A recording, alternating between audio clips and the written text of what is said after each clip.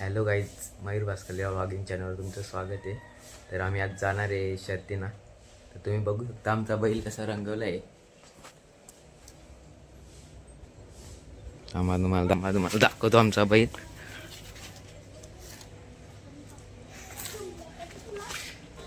कशी फिटनेस आहे बघू शकता बैलाची। तर बघू शकता कसं रंगवलाय।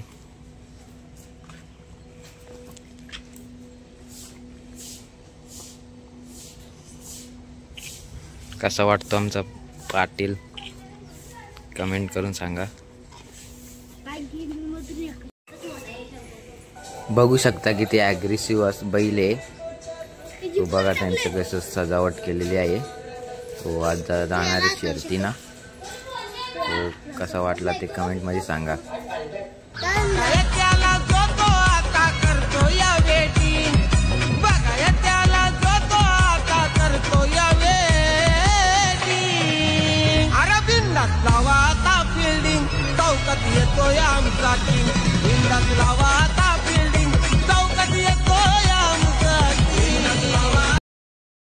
लाईक शेअर कमेंट करायला विसरू नका आणि लवकरच घेऊन येऊ पुढचा ब्लॉग।